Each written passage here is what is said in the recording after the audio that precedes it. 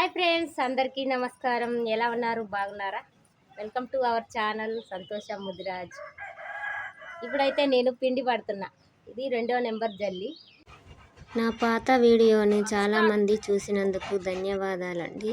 మీ ప్రోత్సాహం చూస్తుంటే నాకు మరిన్ని వీడియోలు చేయాలనిపిస్తుంది. చాలామంది నాలాగా కొత్తగా యూట్యూబ్ ఛానల్ స్టార్ట్ చేసి ఉంటారు. యూట్యూబ్ స్టార్ట్ చేసిన మొదట్లో ఫస్ట్ మనం షార్ట్ వీడియోలు చేస్తుంటాం. షార్ట్స్ చేయడం అందరికీ ఈజీనే, కానీ ఫుల్ వీడియోలు ఎలా చేయాలి, అసలు అందులో ఏం చూపించాలి అని చాలామందికి డౌట్ ఉంటుంది. నేను కూడా ఇప్పుడిప్పుడే నేర్చుకుంటున్నాను. నాకు తెలిసిన కొన్ని ముఖ్యమైన విషయాలు ఈ వీడియోలో చెప్తాను, చూడండి ఫ్రెండ్స్. అసలు షార్ట్ వీడియోలకి ఫుల్ వీడియోలకి డిఫరెంట్ ఏంటి ఇప్పుడు చూద్దాం. షార్ట్ వల్ల మనకి సబ్స్క్రైబర్లు వస్తారు, కానీ మన ఛానల్కి గుర్తింపు రావాలన్నా, ఆదాయం రావాలన్నా ఫుల్ వీడియోలు చాలా ముఖ్యం. షార్ట్స్ 60 సెకండ్లలో అయిపోతాయి, కానీ ఫుల్ వీడియోలు కనీసం 5 నుండి 10 నిమిషాలు ఉండేలా చూసుకోవాలి. అసలు మనం ఫుల్ వీడియో చేసేటప్పుడు 3 విషయాలు గుర్తుపెట్టుకోవాలి. మొదటిది, వీడియో స్టార్టింగ్లోనే ఈ వీడియో దేని గురించో ఆసక్తిగా చెప్పాలి. రెండవది, మనం చూపించే పనిని బోర్ కొట్టకుండా వివరంగా చూపించాలి. మూడోది, చివరిలో వీడియో నచ్చితే లైక్ చేసి సబ్స్క్రైబ్ చేయమని అడగాలి. మీరు వీడియో చూస్తున్న వాళ్ళు లైక్ చేయండి ఫ్రెండ్స్. ఇక్కడ ఒక ముఖ్యమైన విషయం, షార్ట్స్కి ఫోన్ నిలువుగా పెట్టుకుంటాం, కానీ ఫుల్ వీడియోలకి ఫోన్ అడ్డంగా పెట్టి షూట్ చేయాలి. మంచి వెలుతురులో షూట్ చేస్తే వీడియో క్వాలిటీ చాలా బాగుంటుంది.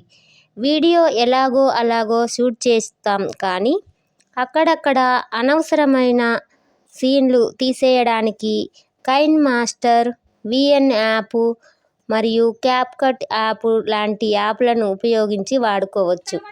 ముఖ్యంగా థంబ్నెయిల్ చాలా ఇంపార్టెంట్. మనం పెట్టే థంబ్నెయిల్ వల్ల మంచి వ్యూస్ వచ్చే అవకాశం ఉంటుంది. చాలామందికి వచ్చే డౌట్ ఏంటంటే అసలు వీడియోలో ఏం చూపించాలి అని. మన రోజువారీ పనులనే వ్లాగ్స్ లాగా చూపించవచ్చు. ఉదాహరణకి మనం చేసే వంటలు, ఇంటి పనులు, పొలం పనులు లేదా కుట్టు మిషన్ పనులు. ఇప్పుడు నేను కూడా పిండి పడుతూ, కారం పడుతూ వీడియో తీసి తర్వాత వాయిస్ ఓవర్ ఇచ్చి మాట్లాడుతున్నాను కదా, అలాగన్నమాట.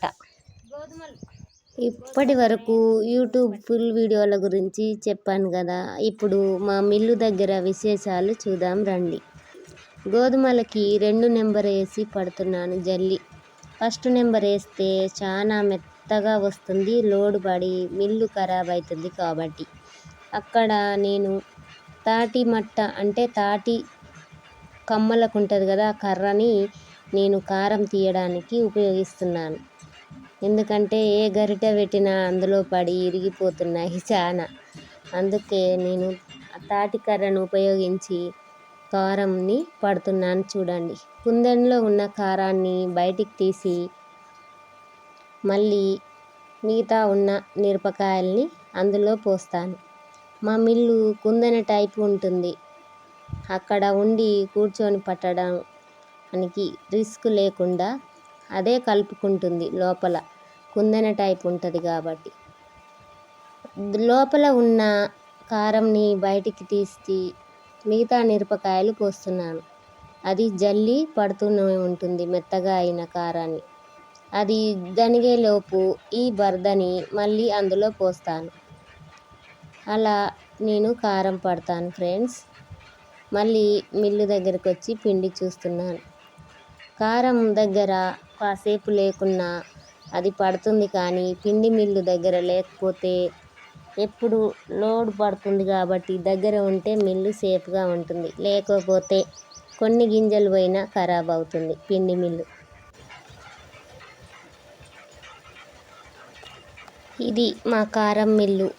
చూడండి ఫ్రెండ్స్, కుందైన టైపు ఉంది. ఇక్కడ పిండి మిల్లు. ఇందులో గోధుమలు, కొన్ని బియ్యం కలిపి తెచ్చారు, అవి పడుతున్నాను. 2 మిల్లులని ఒకే దగ్గర సెట్ చేసుకున్నాను. ఎందుకంటే మళ్ళీ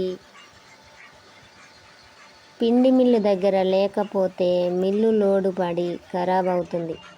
కారం దగ్గర లేకపోయినా పర్వాలేదు కానీ కొద్దిసేపు పిండి మిల్లు దగ్గర చూడకుంటే మిల్లు కాలిపోతుంది. అందుకే రెండు ఒక దగ్గర సెట్ చేసుకున్నాను. మొత్తానికైతే పిండి అయిపోయింది. నా మాటలు మీకు నచ్చితే సపోర్ట్ చేయండి. కొత్తగా చూసేవాళ్ళు సబ్స్క్రైబ్ చేసుకోండి. వీడియోని లైక్ చేయడం మర్చిపోకండి ఫ్రెండ్స్. మీరు కూడా ధైర్యంగా ఇలాగే ఫుల్ వీడియోలు స్టార్ట్ చేయండి. Thank you for watching friends. Like చేయడం మాత్రం మర్చిపోకండి. మళ్ళీ నెక్స్ట్ వీడియోలో కలుద్దాం. బాయ్.